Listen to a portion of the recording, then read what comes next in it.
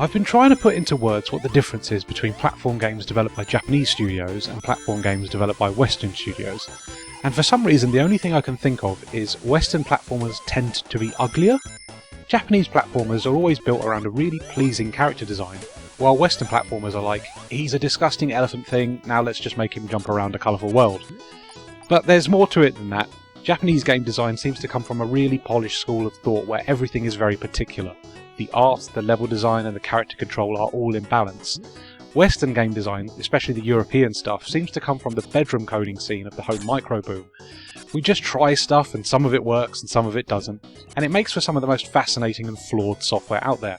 With that in mind, let's talk about some Mega Drive platformers made by Western developers. Chuck Rock could quite frankly be the worst game ever made, and I'd still love it because this intro tune is so good.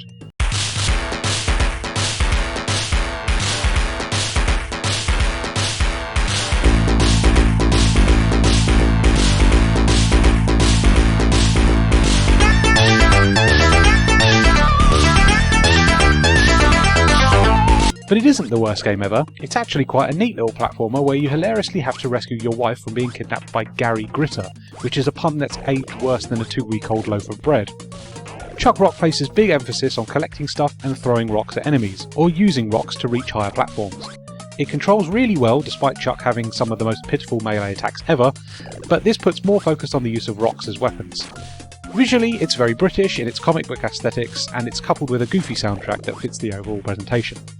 It's not winning any awards for an all-time classic, but as platform games go, it's fun and quirky and well made.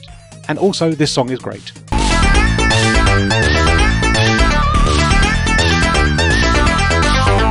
Developed by American studio Head Games, Taz in Escape from Mars is the follow-up to the ludicrously annoying and frustrating Tazmania. The big improvements this time around is that the stage design is considerably better, progressing in a way that seems natural. There's no falling all the way back to the start of the stage in this game, and it's all the better for it. Also, the music has actually been composed by a real person, instead of being procedurally generated like in the previous game. Actual melodies! Take that, Tazmania! The story is great fun as well, with Marvin the Martian setting up an interplanetary zoo and populating it with kidnapped animals from various planets. His next target is Earth, and the rare animal he wants for his zoo just so happens to be Taz. Taz is quickly abducted, and then it's up to you to help him escape the zoo and planet hop his way back to Earth.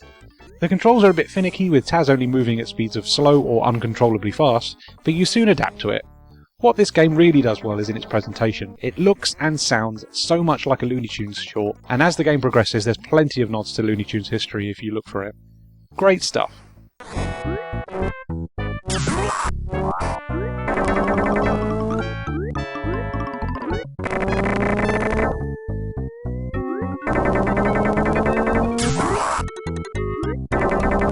James Bond 2 Codename Robocod has the distinction of having a title with 2 movie puns in it, but mainly exists as a platform to sell children chocolate biscuits, which is probably the most British sentence ever written. Look! There's some penguin bars! Now consume, little boy! Sorry. Anyway, Robocod is a game that's obsessed with collectibles, and more often than not they don't do anything, but they're fun to collect just because of the sheer variety of them. Robocod controls really well with a nice responsive floatiness, but he is also equipped with the ability to stretch to great heights and grab ceilings. Stages often showcase a level of verticality that isn't often explored in platformers of this kind, and it helps Robocod stand out. Also, one of the enemies is Bertie Bassett.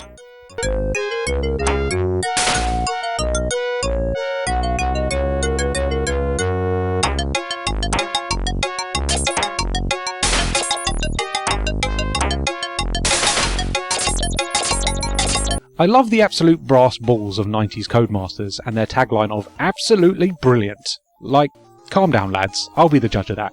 Thankfully, Fantastic Dizzy is brilliant. If you've never played the Dizzy games, you control an anthropomorphic egg called Dizzy who wears boxing gloves. This poses the question, how does an egg type with boxing gloves on? But we never find out.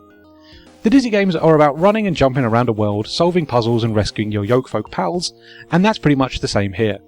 You can hold up to 3 objects at once, but you can also leave them around the map and they'll stay there if you need to come back to something later.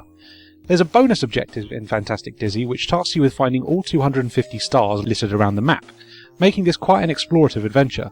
It's great fun and also a little obtuse, like all great Western puzzlers.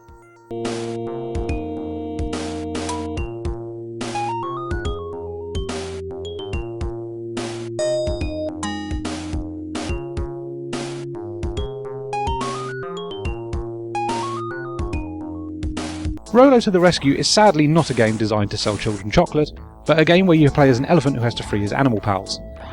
Once you rescue an animal, you can then decide to take control of them, and each has their own special ability. The rabbit can jump really high, this guy in a rubber ring can float on water, and this squirrel can climb walls. This opens up a variety of hidden items as you explore the multitude of stages with all your different friends. It's a great concept that's unfortunately let down by its controls, which are often too fast and slippery, like your mum. But if you can adjust to it, then there's a lot of game in here and some really creative stage design.